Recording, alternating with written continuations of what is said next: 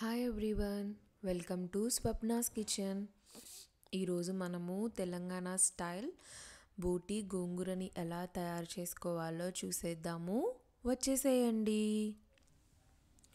Mutton షాప్లో మనకైతే అంత నీట్గా శుభ్రం చేసి ఇవ్వరు కాబట్టి ఇంటికి తెచ్చుకొని మనమైతే ఒక 4-5 సార్లు ఉప్పేసుకొని శుభ్రం చేసేసుకొని అయితే పక్కన పెట్టేసుకుందాము. కర్రీ ప్రిపరేషన్ అయితే స్టార్ట్ చేసేద్దామండి. ఒక కుక్కర్ తీసుకొని 5 టేబుల్ స్పూన్స్ ఆయిల్ వేసుకుందాము. ఆయిల్ వేడైన తర్వాత ఒక బిగ్ సైజ్ ఆనియన్ అయితే తీసుకుంటున్నాను. ఈ ఆనియన్స్లోనే ఒక 2 చిల్లీస్ని సన్నగా కట్ చేసుకొని వేసేసుకోండి. ఈ ఆనియన్స్ ఏంటంటే మనకి గోల్డెన్ కలర్లోకి వచ్చేంత వరకు ఫ్రై అవ్వాలి. దీనికి ఒక 2-3 నిమిషాలు అయితే పడుతుంది. మనకి ఇక్కడ వీడియోలో చూపిస్తున్నట్లుగా ఆనియన్స్ అయితే గోల్డెన్ కలర్లోకి రావాలి. ఈ టైంలో మనం ముందుగా శుభ్రం చేసుకున్న బోటీని అయితే వేసేసుకుందాము. ఇక్కడ నేను తీసుకున్న బోటీ వచ్చేసి కేజీ అండి.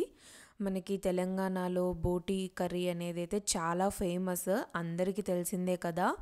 ఏ ఫంక్షన్స్కి వెళ్ళినా కానీ బోటీ కర్రీ అనేది పక్కా ఉంటుంది.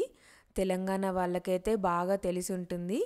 చూడండి, హై ఫ్లేమ్లో పెట్టుకొని ఒకసారి చక్కగా కలిపేసుకొని మూత పెట్టుకొని ఒక 5 నిమిషాల వరకు అయితే మగ్గనిద్దాము. ఇలా మగ్గనివ్వడం వల్ల ఏంటంటే బోటీలో నుండి మనకి వాటర్ అనేది వస్తుంది. ఆ వాటర్ రావడం వల్ల మనకి బోటీ కూడా ఉడుకుతుంది ఆ వాటర్తో పాటు కలిపి. చూడండి, ఒక 5 నిమిషాల తర్వాత చక్కగా వాటర్ అంతా పైకి తేలింది. మనకు వచ్చిన వాటర్లో ఇంకొక 3/4 వాటర్ వరకు అయితే పోవాలి. వీడియోలో చూపిస్తున్నలాగా ఆ మాత్రం వాటర్ ఉన్నప్పుడు మనం ఇప్పుడు బోటీలో అయితే అల్లం వెల్లుల్లి పేస్ట్ వేసుకుందాము. ఇక్కడ నేను తీసుకున్న బోటీకి ఒక 1 టేబుల్ స్పూన్ అల్లం వెల్లుల్లి పేస్ట్ అయితే కరెక్ట్గా సరిపోతుంది. ఇక్కడ నుండి ఫ్లేమ్ అయితే సిమ్లో పెట్టుకోండి. ఈ అల్లం వెల్లుల్లి పేస్ట్ వేసుకొని ఒకసారి ముక్కలకి బాగా పట్టేలాగా కలుపుకొని ఈ టైంలో మనమైతే పసుపు వేసుకుందాము. నేనైతే ఒక 1/2 టీ స్పూన్ పసుపు వేసుకుంటున్నాను. పసుపు వేసుకొని మరలా ఒకసారి చక్కగా కలిపేసుకొని మూత పెట్టుకొని సిమ్లో ఒక 10 నిమిషాల వరకు అయితే మగ్గనిద్దాము. ఇలా మగ్గనివ్వడం వల్ల అల్లం వెల్లుల్లి పేస్ట్లో ఉన్న ఆ పచ్చిదనం అంతా పోయి మనకి మంచి ఫ్లేవర్తో అయితే వస్తుంది. చూడండి, ఒక్క 10 నిమిషాల తర్వాత మనం చూసుకున్నట్లయితే అల్లం వెల్లుల్లి పేస్ట్ అయితే చక్కగా వేగిపోయింది. మనం ఇప్పుడు కారం వేసుకుందాము. కారం అయితే మీ రుచికి తగ్గట్టుగా వేసుకోండి. నేనైతే ఇక్కడ 3 స్పూన్స్ కారం వేసుకుంటున్నాను. బోటీ అయితే కొంచెం స్పైసీగా ఉంటేనే బాగుంటుందండి. నేనైతే ఇక్కడ కల్లుప్పు తీసుకుంటున్నాను, ఒక 1 టేబుల్ స్పూన్. మ్యాక్సిమం మనకి గ్రేవీ కర్రీస్కి ఇలా మీరు కల్లుప్పు వాడడానికైతే ట్రై చేయండి. కల్లుప్పు ఏంటంటే ఆరోగ్యకరంగా ఉంటుంది మనము మెత్తటి ఉప్పుతో కంపేర్ చేస్తే. కాబట్టి వీలైనంత వరకు కల్లుప్పునైతే యాడ్ చేయడానికి ట్రై చేయండి. ఈ బోటీ అనేది మనకి ఉడకాలి కాబట్టి అండి ఇప్పుడైతే మనం విజిల్ పెట్టేసుకోవాలి. 1/2 లీటర్ వాటర్ పోసుకొని ఒక 4 విజిల్స్ వచ్చేంత వరకు అయితే బోటీని ఉడకనివ్వండి. మనం తీసుకున్న కేజీ బోటీకి 1/2 లీటర్ వాటర్ పోసుకోండి, కరెక్ట్గా సరిపోతుంది. 4 విజిల్స్ తర్వాత బోటీ అయితే ఉడికింది.